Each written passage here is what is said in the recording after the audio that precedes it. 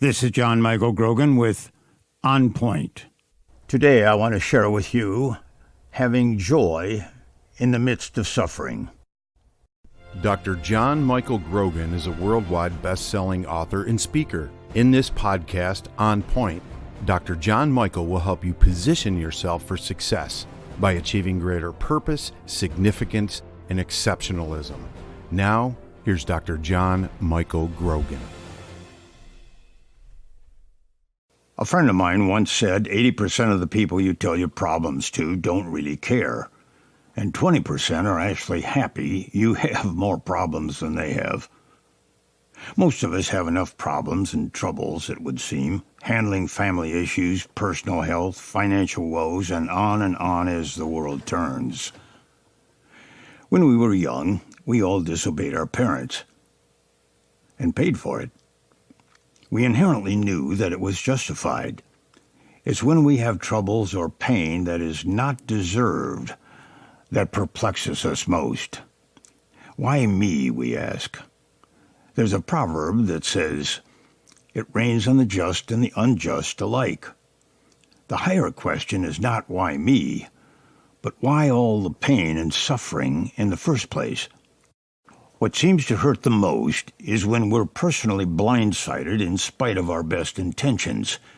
We bring a box of candy or flowers home to our sweetheart, and she says, "You know I don't like that kind of candy or those kinds of flowers." Our wife prepares a nice breakfast for us, and we complain that the toast is too well done. It's when we keep striving to do our best and fail to receive any appreciation or recognition that seems to sting the most. I suspect the two least read books in the Bible are Job and Revelation. Revelation because we don't understand it, and the book of Job because we don't want to think or read about pain. We all want to avoid pain, physical pain, emotional pain, any kind of pain. Millions of people strive to relieve their pain, discomfort, or discouragement by self-medicating with drugs, partying, alcohol, gambling, anything to tamp down the pain. There's a confusion between happiness and joy. We can have joy in the midst of suffering. Happiness can be mercurial or fleeting. Joy is permanent. Joy brings reassurance and comfort regardless of life's storms or our private pain. Some do what Job's wife suggested, curse God and die, some by their own hand. Someone observed that suicide is the sincerest form of self-criticism. Two facts remain, however. There is no way to avoid suffering in this world, and suffering is a mystery. But suffering can actually act as a vestibule, a space between our discomfort and the presence of God. But even if we come to God believing, He never promised us a rose garden. If you've ever noticed, sufferers attract fixers, as Eugene Peterson mentions in his fine book, The Message. This is particularly true with those having a strong sense of compassion or mercy. They seem to have wisdom and all the answers. But it has been my experience that it is better to know God than to have answers. He is, after all, the great physician. Job rages against the secularized wisdom offered by his friends. Again, Peterson writes, Job rejects the kind of advice and teaching that has God all figured out, that provides glib explanations and cliches of positive thinking.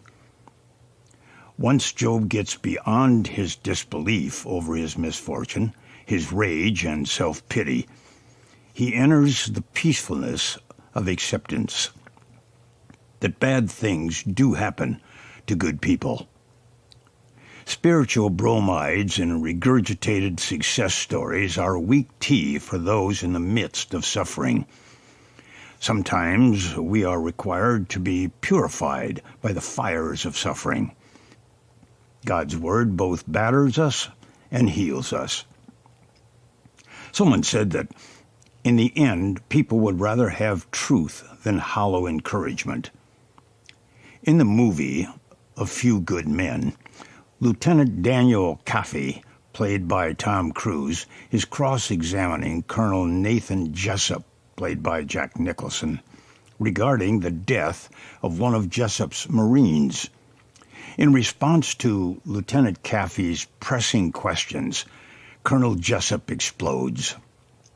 "You want the truth? You can't handle the truth, son. And therein lies the problem for many of us." Norm Cousins, late editor of Saturday Review magazine, said, "To survive, we must know." But know what?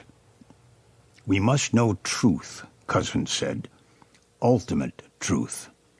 Ultimate truth lies beyond feelings.